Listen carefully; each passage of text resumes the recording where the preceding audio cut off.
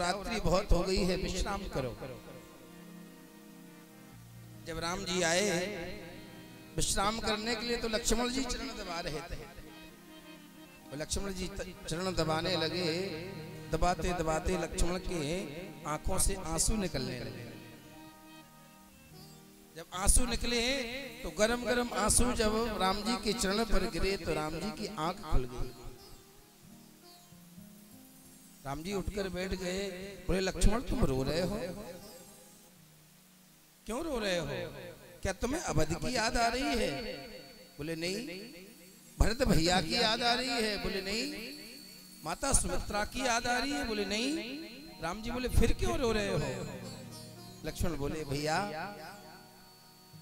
कल धनुष का यज्ञ है और ये हमें पता है कि धनुष का खंडन आप ही करोगे। राम जी बोले तो क्या हुआ, तुझे प्रसन्न होना चाहिए। बोले प्रसन्नता तो बहुत है भैया, लेकिन दुख भी है। राम जी बोले क्या? बोले भैया बचपन से लेकर आज तक मैं आपके चरणों की सेवा करता आया। जब कल आप धनुष तोड़ दोगे तो धनुष टूटने के बाद ये चरण सेवा हमसे छूट जाएगी। बोले क्यों? बोले कल से भाभी माता जानकी तुम्हारे चरणों की सेवा पकड़ लेगी, वो सेवा हमसे छूट जाएगी। राम जी ने जब लक्ष्मण का बड़ा सुंदर भाव देखा तो राम जी ने लक्ष्मण को उठाया और गोद पास बैठा लिया। अरे बस इतनी सी बात पर रो रहे हो? लक्ष्मण बोले भैया आपको लगती है ये चरण भक्ति बड़े भाग्य से मिलती है। अर्चन पूजन वंदन समर्पण प्रणाम दास सब मिल जाती है। दो भक्तियां ही तो आपकी कठिन है, एक सख्य भक्ति और दूसरी दास भक्ति। एक सख्य भक्ति और एक चरण सेवा भक्ति, ये दो ही कठिन है। और इन दो में मुझे एक तो मिल चुकी थी, एक कल छूट जाएगी, इसलिए दुख है। राम जी ने जब बहुत गहराई में देखा लक्ष्मण बहुत दुखी हैं, तो राम जी ने पास में बैठा ला, लक्ष्मण चिंता मत करो, तुम्हारी समस्या का समाधान कर देंगे। बोले क्या? बोले जब तुम्हारी भाभी का विवाह होकर के अयोध्या जाए और जब होली का पर्व आए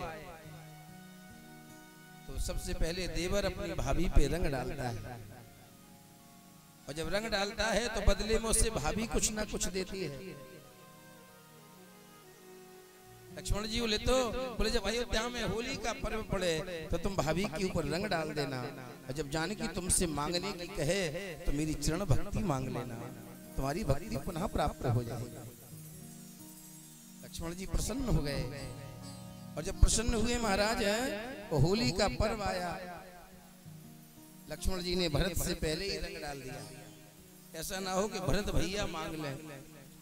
जानकी जी ने कहा लक्ष्मण क्या बात है, तुम भरत का इंतजार भी नहीं कर पाए और तुमने रंग डाल दिया। लक्ष्मण जी बोले भाभी भरत जी तो साधु हैं, जनक हाँ भजन में मस्त होंगे, उनका इंतजार करते तो पूरा आनंद फीका हो जाता। जानकी जी मुस्कुराई और बोले लक्ष्मण पहली बार रंग डाला है, मांग लो क्या चाहिए। लक्ष्मण जी बोले भाभी अगर देना ही चाहते हो तो प्रभु श्री राम जी के चरणों की सेवा भक्ति दे दो। महाराज जैसी चरण सेवा मांगी तो जानकी जी तो बेहोश हो गई।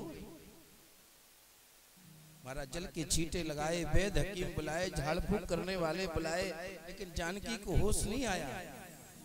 जब लोगों को पता चला कि लक्ष्मण भैया ने मांगा है तब से जानकी को होश नहीं है।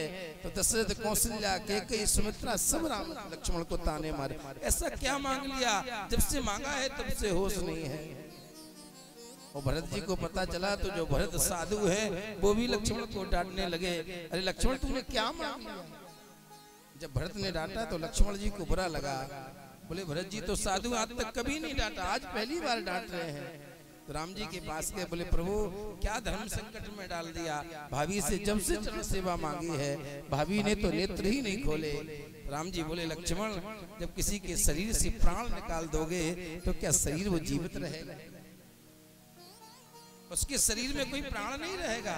लक्ष्मण बोले मैं समझा नहीं। राम जी बोले लक्ष्मण जानकी के प्राण तो हमारे चरण कमल हैं, जब तुमने चरणों को ही मांग लिया तो जानकी शरीर में बचा क्या है, उसके प्राण तो निकल कर बाहर आ गए। राम जी बोले लक्ष्मण जी बोले भैया तो क्या करें।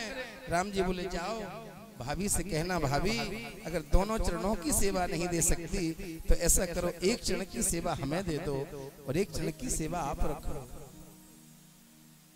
और जैसे लक्ष्मण जी गए, माता जानकी के कान में कहा, भाभी दोनों चरण की सेवा नहीं दे सकती तो कोई बात नहीं, एक चरण की सेवा हमें दे दो और एक चरण की सेवा आप रख लो। तो जानकी को तुरंत होश आ गया। इसका चित्रण रामचरितमानस में नहीं है, लेकिन गोस्वामी जी महाराज ने राम रक्षा स्तोत्र में इसका वर्णन